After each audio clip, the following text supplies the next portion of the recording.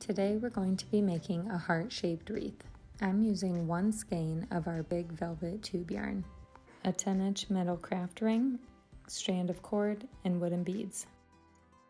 Start by unrolling your yarn and tying a knot around your metal craft ring. This will ensure that you don't lose your end while you work your way around. Then, starting with your yarn under your craft ring, form a horseshoe and then wrap your working yarn around to the front side of the craft ring and push it through the horseshoe. You want these loops to be about 2 inches long. If you get too long, then your wreath won't have very much structure to it. Work your way all the way around, and I'm doing 17 loops. You want an odd number of loops so that your heart is even on both sides. I untied my beginning knot and I'm crossing that yarn over my working yarn. This will just help secure row 1 as I start row 2. For row 2, pull your working yarn up through the loops of row number 1. You're going to make a horseshoe shape again, and you want these to be about 2 to 2.5 inches. Make 4 of these loops and then go back the way that you came. We're working on the upper right-hand side of the heart, so it needs to be a little bigger and thicker than the bottom part of the heart. Make 4 loops going back the way that we came, the same way that you made the last ones. Once you pull that 4th loop through, we're going to work our way back the other way with a binding off stitch. So you're going to lay that loop on top of the one next to it, pull your working yarn through into a new loop, and you're going to continue this down the side.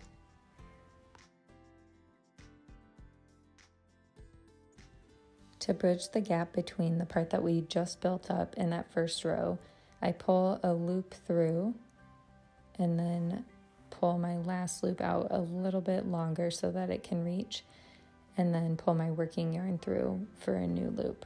Then I'm going to continue that binding off stitch down till I'm at the center of my heart.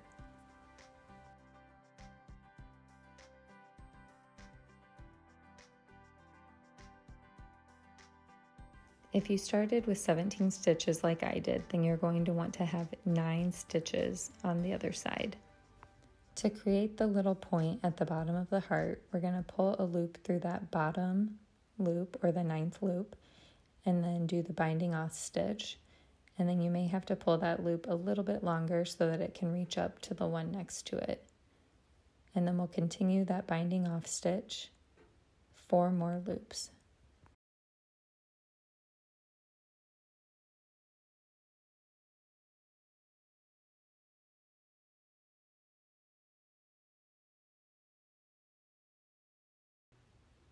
For loops 5, 6, 7, and 8, we're going to switch back to our single loop, pulling a horseshoe through. We'll continue up to the top, but do not connect to the other side. We're going to work our way back, making horseshoe loops, going back down the side of the heart to build up that upper left-hand side.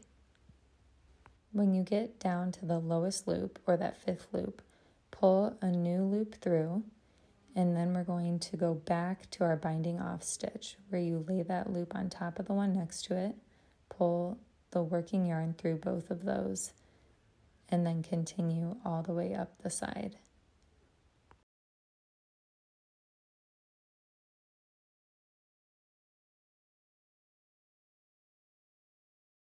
When you get to the top, we're going to do 2 binding off stitches down to the center of your heart.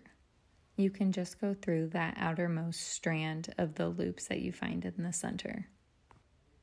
Then I cross my beginning strand up to the top and pull my working yarn down underneath.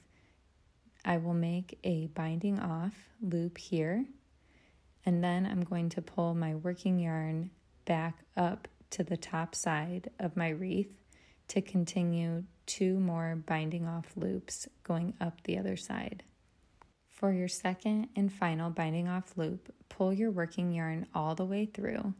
Then we're going to wrap it around the loop next to it so that it blends in. You can go in from either side. I'm going from the top. You're going to go under both sides of that loop and then tuck the end of your working yarn back into the center where it came from. Now it looks like a normal stitch and it all blends in. Now flip your wreath over so we can find a spot to tuck in the tails of your yarn. Grab your hot glue gun and plug it in, and also grab your scissors. If needed, trim off any excess yarn so that you only have a couple inches that you need to hide.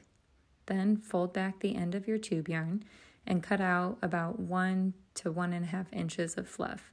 This will just make it easier to glue and to tuck in. Then pull the outside of the tube yarn up and tuck it into itself for a nice clean finish. Then do the same to the other strand if needed. Grab your glue gun and close up the end of your tube yarn so that none of the fluff comes out.